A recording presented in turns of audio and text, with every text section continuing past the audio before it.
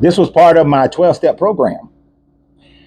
You see, during my transitioning from away from Christianity, walking away from religion, you go through different points where you develop other beliefs that you try to negotiate with the text and make it work for you so that you can somewhat stay in Christianity and you can call yourself a different type of Christian, where you have a different perspective, but you're still holding on to that primary tenet that this book has the validity of being the book written and inspired by the all, that Jesus is the way for you to get there.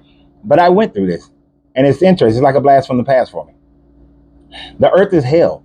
It is the place God sent the devil. He was cast down to earth, and woe to the earth, for the devil has been cast down to you. This was something that I tried to negotiate in my mind and in the text, because textually, she's right. According to this Bible, well, not really the Bible, according to the book of Enoch, the devil had a battle with God in heaven, and the devil was cast down to earth, and earth was his prison. So that would make earth hell, right? It seems logical. It was a very logical thought process that I had in my 20s, or my late teens and 20s. And I was running with it because I was trying to make this book work for me. And so then I started to realize, if this is such a perfect God and earth is hell, then why would he start his so-called perfect creation in hell? Right? So I struggle with that. I said, well, that doesn't make sense, because that would be an illogical move by a benevolent God to place your perfect being in the midst of hell. Adam and Eve. That's ludicrous. Makes no sense. And I used to think about the fact that, well, it does start out in saying that the earth was in chaos and he breathed over the waters and he started, let there be light and that sort of thing. So maybe the hell that the devil was cast down to was a different dimensional earth, or a pre-earth that was created but then yet destroyed. And now he's restarting again. But somehow that devil was able to still move himself to be on this earth again.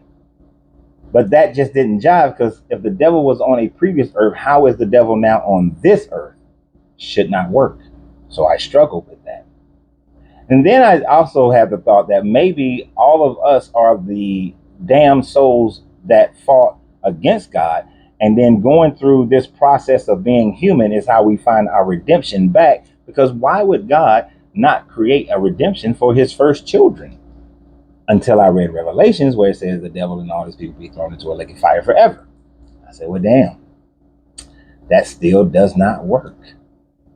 So for every point that I tried to come up with to make that book fit, it did not work, because there were other parts of the Bible that would contradict that over and over again. If the devil was cast down to earth, and this is hell and this is his prison, and God cannot be where there is anything that is evil, then how is God on earth multiple times? God is on earth with Moses, with Abraham, with Isaac. He's on earth a whole lot.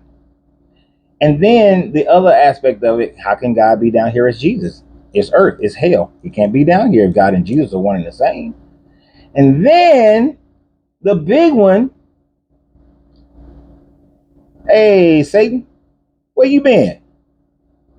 You know, back and forth through the earth and heaven.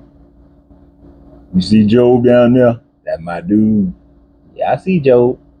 How the devil up there having a conversation with God supposedly in heaven if God can't be where there is evil? Doesn't work. It doesn't work. How is the devil able to go from earth to a heavenly court and be up there talking to God?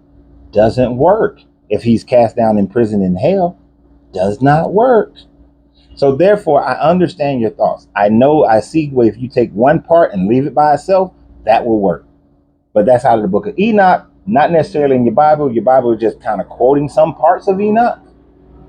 But at the end of the day, it didn't work. I couldn't negotiate that one. So I had to walk away from it.